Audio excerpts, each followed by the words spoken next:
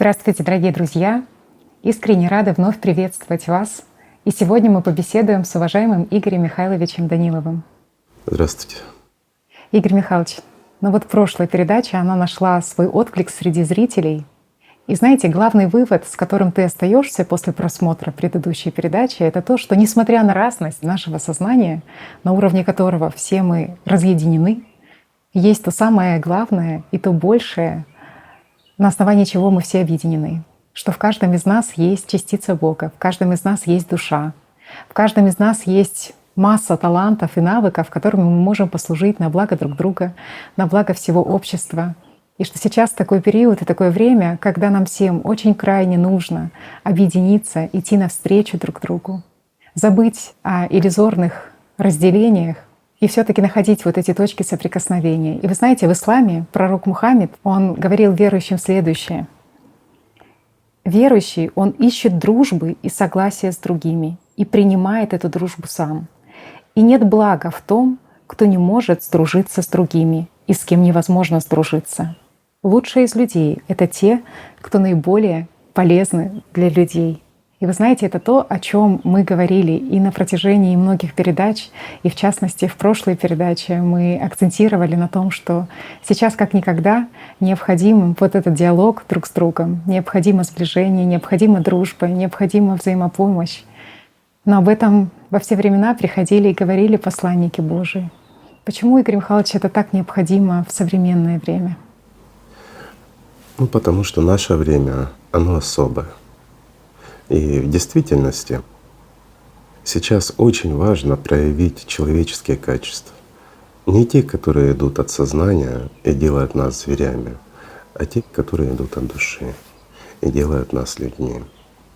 Если мы посмотрим, что происходит сейчас в мире, вот честно, ведь такое ощущение, что мир сошел с ума. Везде, на всех уровнях смотреть просто страшно. Вот новости включаешь, и такое ощущение, что ты в каком-то зоопарке среди диких зверей, которые хотят друг друга съесть. Разве не так, друзья? Мы же должны быть людьми. У нас заложена частичка от самого Бога. С мира духовного душа наша приходит. Мы должны любить друг друга, и мы должны понимать, что мы единое целое, мы единое и неделимое. Но вот эти бесы, они нас разделяют. Опять-таки, мы, поддаваясь на их ложь, в буквальном смысле слова, которую они нам нашептывают в нашей голове, мы начинаем друг друга ненавидеть. Мы начинаем манипулировать друг другом. Уже ж не секрет. Все понимают, что средства массовой информации, они служат кому-то и в чьих-то интересах. То есть за что мы боремся? Мы боремся не только за внимание, а за доминацию. Знаешь, вот как действительно в дикой стае, мы же люди. Так не должно быть. Мы просто забыли, что мы люди. Мы это вспомним. Вопрос лишь в том, какой ценой к нам придет это воспоминание. В этом, по-моему, самая большая печальная, скажем так, ситуация сегодняшнего дня. Мы все равно вспомним, что мы люди. Даже в последнее мгновение. Дойдет до каждого. Вопрос в том, сможем ли мы что-то изменить в последний момент. Конечно, нет. Знаешь, вот говорят, когда человек умирает, ему достаточно покаяться. И все, и врата рая перед ним откроются. Это ложь. Тот человек, который не обрел жизнь при жизни здесь, то после смерти он ничего не сделает. А когда он будет находиться при смерти, или говоря проще, когда душа начинает отделяться, то естественно к нему придет понимание. Естественно придет и переоценка ценностей, когда он поймет, что все, что он накапливал, за что боролся, все остается. Когда придет понимание к человеку, что с собой он ничего не заберет, даже тело собственное и то не заберет, он уходит просто как дух. И здесь, знаешь, когда человек не обрел жизнь, осознание будет. Оно обязательно будет. И когда он просто проваливается в бездну, это неприятно. Ну ведь многие даже сейчас чувствуют, что вроде бы у них есть какая-то иллюзия свободы в жизни. Вот они вроде бы могут делать то, что они хотят. Хочу сегодня делаю то, хочу завтра делаю то и так далее и тому подобное. Но ощущение внутри, что вроде бы все у тебя есть, а как-то жизни нет, свободы вот этой внутренней нет. Знаешь, и жизни-то нет. Это действительно так. И вот люди живут, вот, знаешь, вот бывает там драйв какой-то, еще что-то. Вот человеку весело, хорошо, все прекрасно, но это лишь напускное. Глянуть, что у него внутри, а внутри у него ничего нет. Он просто раб шайтана. И вот это печально. Почему? Потому что все проходит. Ну, такая старая забитая пословица. Все проходит, и это пройдет. Какая бы радость у тебя ни была, она пройдет. Какое бы горе тебя не постигло, оно тоже пройдет. В этом и суть этого мира. Здесь все проходит, и жизнь проходит. А вот потом наступает то, что может длиться очень долго. Но даже состояние субличности, ну или пребывание в аду, оно тоже не вечно, оно тоже проходит.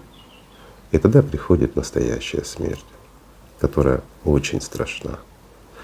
Да, страшно умереть, расстаться с физическим телом, но еще страшнее человеку как личности исчезнуть навсегда в темноте, просто провалиться в бездну. И вот знаешь, каждый же это знает. Вот знает же, чувствует. Но нам некогда даже слушать себя. У нас бесы в голове, они очень шумные. Они много рассказывают, много лгут нам, создают ложные установки в отношении нас. То есть они нас или возносят, или наоборот роняют ниже плинтуса, как говорится. Но это же всего лишь бесы, но мы их слушаем, ими мы руководствуемся. Они же нам дают эмоции радости, тогда, когда плакать порой пора. Дают ложные надежды, которые сами же не выполняют. Это бесы. Когда мы им верим, мы утрачиваем самое ценное, мы утрачиваем жизнь. А остановиться просто, сесть спокойно, в любом состоянии, в радости, в печали, чтобы вас, скажем, не охватывало на сию минуту. Просто сядьте, успокойтесь, расслабьтесь, загляните внутрь себя, что происходит у вас. Но не сознанием заглядывайте. Сознание оставьте наверху. Знаете, как занырнул под воду, и вот сознание пусть останется сверху. И загляните, что внутри у вас. Есть там жизнь, есть там любовь. Если нету любви, то и жизни нет. Вот в этом печаль. Мы много раз говорили, что человек сегодняшнего дня, он стремится к тому, чтобы его любили, но он не умеет любить. И вот это самое страшное. Вот эти бесы, они действительно поработили человечество и лишили самого главного — способности любить. В этом печаль. Знаешь, если мы будем руководствоваться опять подсказками нашего сознания, то многие войдут в иллюзию того, что они не рабы. Комментатор в голове. Конечно, скажи, у тебя же все схвачено, все хорошо. Да. Все, чем бы ты ни обладал, какой бы степенью, такой иллюзорной свободы, возможностями, все исчезает мгновенно. Просто мгновенно. И самое печальное как раз тогда, когда ты этого не ждешь. В любое мгновение. И вот тогда наступает реальность. Но ты ведь знаешь, что это так. Чувствуешь внутри и понимаешь, что это так. И тем не менее, люди, зная, понимая, все равно продолжают служить сатане. Вот что печально. Вы знаете, вспоминая даже прошлую передачу, то, как был устроен мир более 24 тысяч лет назад, когда были апексианцы, ты понимаешь, что эти методы работают и сейчас в потребительском формате общества, что люди добровольно идут вот в это рабство. То есть им кажется, что рабство — это, наверное, когда ты находишься в каких-то условиях, когда над тобой кто-то там доминирует, какой-то человек, может, ты кирпичи там где-то таскаешь или еще что-то. Но удивительно, как все ловко выстроено и работает веками, что человек не понимает, что он в какой-то момент уже находится в самом жестоком рабстве, в рабстве своего сознания, что он выполняет навязанные установки, которые есть в обществе, что он уже идет по навязанным идеалам, которые существуют в этом мире. И человек действительно не понимает, а кто же он. Мне, знаете, запомнился пример, который вы когда-то говорили. Кто больше раб? Давай расскажем друзьям. Вот, друзья мои, ответьте себе честно. Вы свободны или вы рабы? Я скажу проще. Друг мой, кто ты? Ты раб или ты свободный человек? Вот честно ответь. Некоторые скажут: я свободен. Да? А уверен ли ты, друг мой, что ты свободен? Ты можешь делать, что хочешь. И вот здесь вопрос: а что ты хочешь? Понимаешь? Уверен ли ты, что хочешь этого именно ты, а не что это Совершенно навязанные правильно. какие-то стереотипы, навязанные Начиная от шаблоны? тех условий, в которых человек пребывает, заканчивая его окружением, вне зависимости от того, кто это, сотрудники по работе, дом, где бы ты ни был, коллектив, любой коллектив, окружающий тебя, он уже делает тебя несвободным. Одному слова не скажи, другому надо польстить, потому что он выше тебя в иерархии этого мира. И это свобода. Я уже не затрагиваю какие-то семейные отношения. Я уже не говорю о любви человеческой. В кавычках любви, которая тоже далеко не свобода для людей. Так свободен ты, друг мой, или нет? Вот знаешь, давай представим такой момент. Вот проснулся утром, и пришла идея. Знаете, бывает, да? Вот ты придумал, как соединить несоединимое. Такое просветление. Взял, записал эту идею. А потом увидел, что кто-то интересуется этой идеей. Казалось бы, мелочь. Знаете, вот часто бывает, вот нужда заставляет человека. Вот, к примеру, взять одному человеку надоело мыть посуду. И он придумал одноразовые тарелки. И разбогател. Вот пришла идея. И здесь видишь, что кто-то в ней нуждается. Ты ему рассказываешь эту идею, и проходит год-два, и ты просыпаешься в самом красивом месте этого мира. Выходишь из собственной виллы, одной из самой дорогой, которая может быть. Перед тобой твой шофер открывает дверь твоего Rolls-Royce и везет тебя, скажем, на берег, да, прекраснейшего залива. Ты садишься в собственную яхту, такую метров 150 длиной, да? Тебе твой слуга наливает самое изысканное вино в мире, у которого осталось там 4 бутылки всё. Нет, 3, потому что одну же он откупорил, и ты ее уже употребляешь, и целых осталось еще 3. И вот ты садишься в собственной яхте, прекраснейшее кресло, пьешь это вино, изысканно, в самом красивом месте этого мира. И вспоминаешь своего одноклассника, который был впереди тебя, который был умнее тебя, и тебе казалось, что у него более прекрасные перспективы. Когда выросли, он увлекся непонятно чем, потом поехал с миссией о какой-то духовности, о какой-то церкви своей или религии, рассказывать в неблагополучных странах, скажем так. И ты узнал, что он попал в буквальном смысле слова в рабство. Он там выполняет тяжелую работу за тарелку супа и кусок хлеба с утра до вечера. Естественно, ты его пожалеешь, правильно? Находясь в таких прекрасных условиях. Но здесь ты вспоминаешь одноклассницу, которая на сегодняшний день стала знаменитой ведущей телевизионного шоу, в котором она с политиками мирового масштаба проводит беседы, с артистами мирового масштаба. И вот у меня вопрос: кто из вас раб? а кто свободен. Ведущая, которая может контактировать с любыми политиками, с любыми звездами, которые в очередь к ней выстраиваются на ее телевизионное шоу. Ты, который держит, ну, как говорят, знаете, удачу за хвост, был не тем и в одночасье от одной мысли всего лишь. Ты стал миллиардером. Или твой друг, одноклассник, который в рабстве сейчас. Дилемма, да? Мгм. Просто ответьте, кто раб? Ну, логика подсказывает, ну, наверное, тот раб. А кто раб? Я отвечу, друзья, раб тот, у кого нет любви Божией внутри. Тот, кого Господь не знает.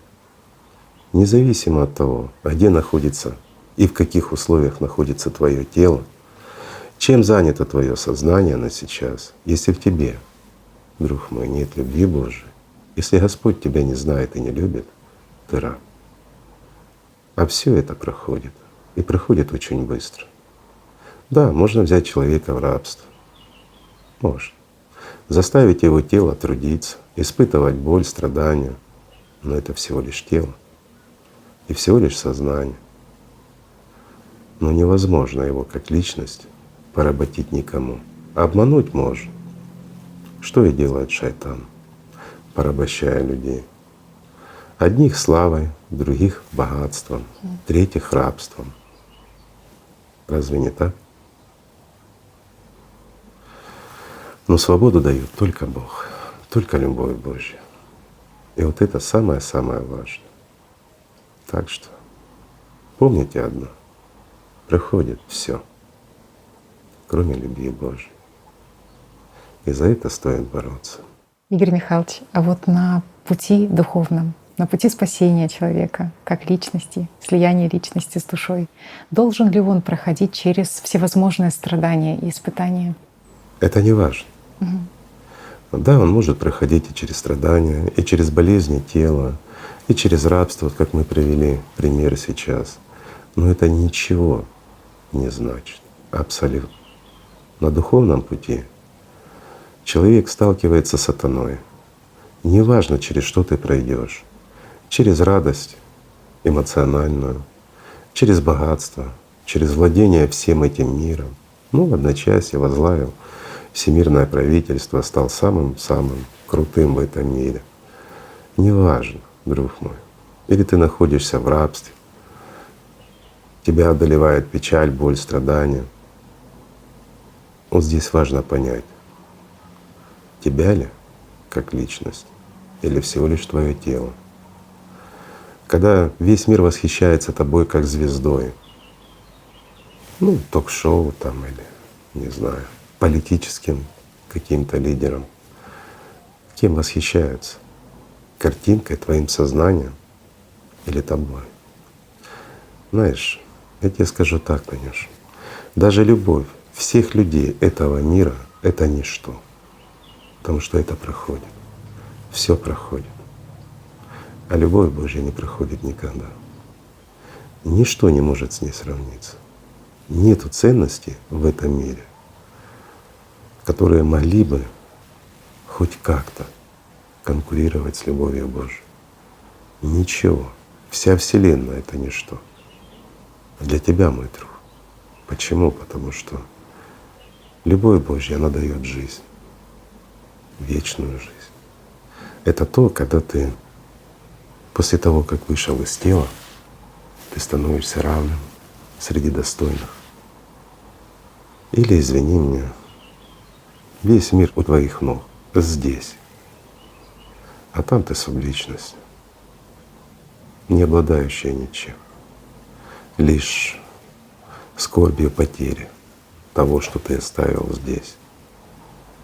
Вот простой И ответ. страхом смерти вновь. Вот как Конечно. здесь страх смерти, так и там получается больше. что-то еще больше. Мгм. Здесь человек не знает о смерти. Знаешь, я тебе скажу так. Я наблюдал за своим сознанием, как оно реагирует при угрозе смерти. Да, оно боится, но оно не очень осознает это. Не верит, да. До конца не верит. все равно цепляется за какую-то надежду. Знаешь почему? И вот многие люди пугаются, сильно пугаются, но внутри, на глубине своего сознания они не верят в это, потому что они знают, что даже смерть физического тела приводит к состоянию субличности, если ты не обрел жизнь, и сознание в нем живет.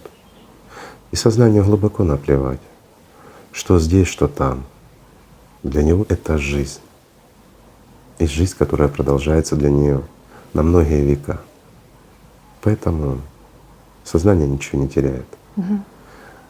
А что утрачивает человек как личность? Простой вопрос. Шанс жизни. Ту настоящую свободу, за которую мы всегда боремся. Я не устану об этом говорить, друзья. Я много раз об этом говорил, что та истинная свобода, за которую мы готовы здесь отдать собственную жизнь, на самом деле жизнью и является. Все остальное — это иллюзия. За какую бы свободу мы здесь ни боролись, за какие бы идеалы мы здесь ни боролись, это все иллюзия. Та иллюзия, которая тебе не принадлежит. Та иллюзия, которая не даст тебе никакой свободы, ничего не даст в этом мире. Поэтому очень важно избавиться от этих иллюзий, осознать это все. И вот здесь есть одна проблема, которая заключается в том, что никто из сильных мира сего не заинтересован в том, чтобы люди становились духовно свободными. Это даже проблема для самой системы. Почему? Потому что те же бесы в голове, они манипулируют человеком до тех пор, пока он является их рабом, пока он инструмент в их руках. Но когда человек обретает жизнь, тогда же, когда он только получает первый опыт контакта с миром духовным, когда на твою любовь есть ответ, когда за мгновение, за одно мгновение перед тобой раскрывается мироздание всего мира, вся суть, все миллиарды лет. В одно мгновение ты начинаешь понимать смысл жизни, ее суть. Знаете, не ту суть, которая нам навязана шайтаном. Ведь у нас же здесь все запрограммировано и все шаблонно, одинаково для всех. А когда ты понимаешь суть глубинную, весь смысл, то, знаешь, таким человеком тяжело управлять и тяжело манипулировать. Почему? Потому что даже при первом соприкосновении с миром духовным человек обретает способность видеть картину в целом. Вот я приведу простой пример. Болеете вы за команду по футболу, к примеру. Есть любимая команда, есть любимые игроки. Как работает ваше сознание в момент матча? Вы переживаете за своих друзей, да? Вымышленных друзей. Да, они, эти люди, есть в реальности, но вы их приближаете настолько, что они становятся вашими друзьями в то время, когда они вас даже не знают. Вы свое внимание вкладываете в них постоянно. Так вот, кто-то из вашего воображаемого такого круга друзей падает на поле. Ну, тут просто упал. Вам становится жалко. Да, сочувствие. Появляется сочувствие. Но когда ударяется кто-то из противоборствующей команды, соперников, то вам становится жаль лишь то, что он сильно не ударился. Лучше бы он ногу сломал, да, особенно если он хороший игрок. А еще лучше шею, чтобы никогда не играл больше с вашей командой. У кого таких мыслей не возникает, скажите?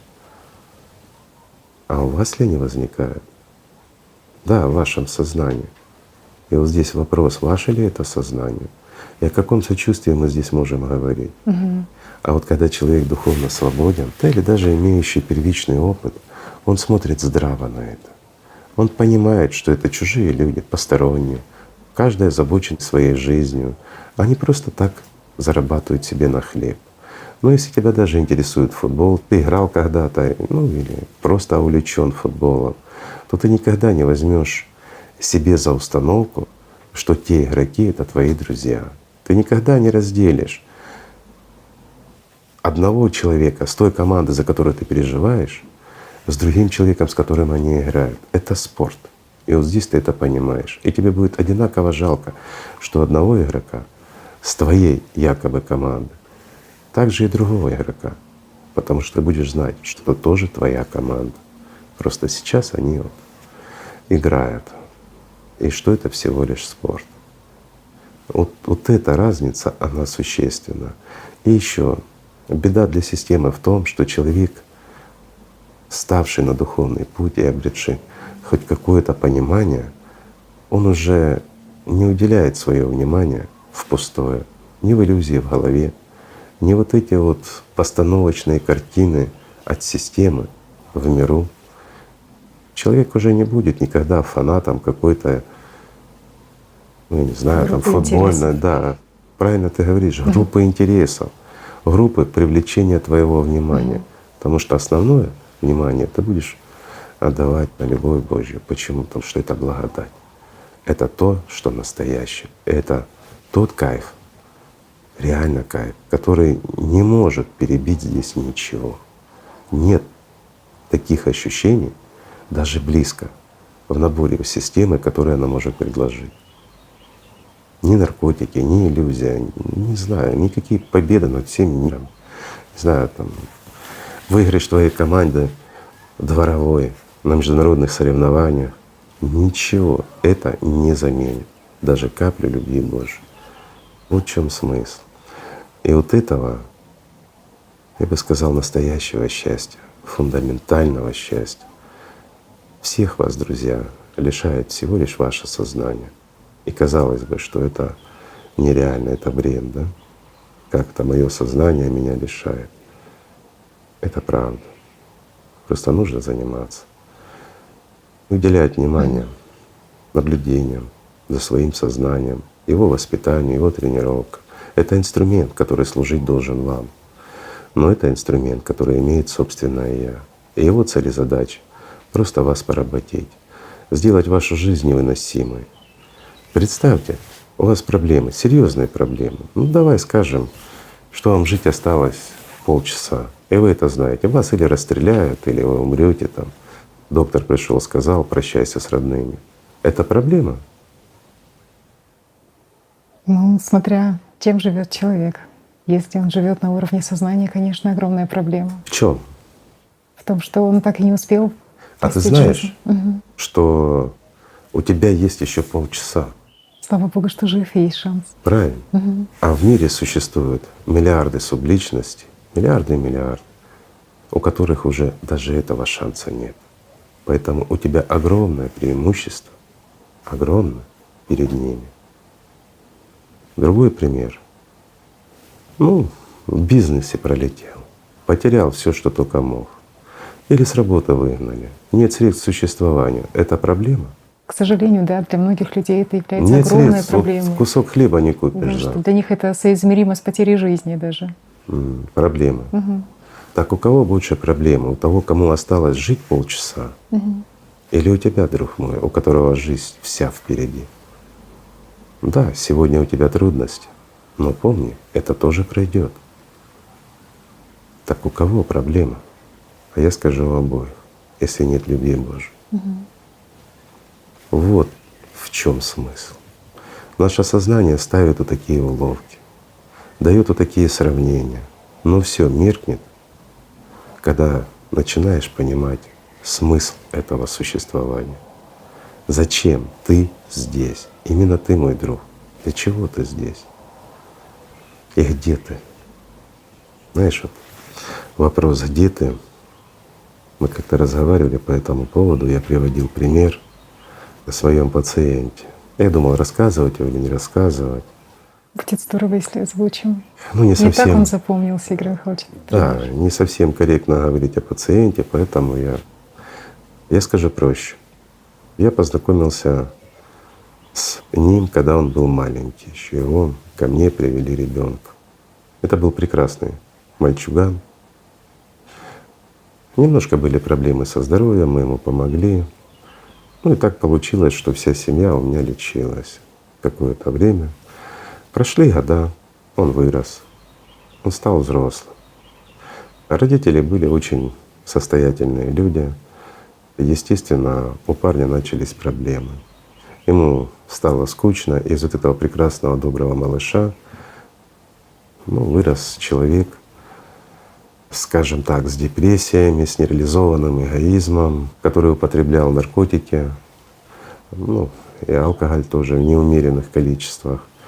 Были попытки суицида и многое другое.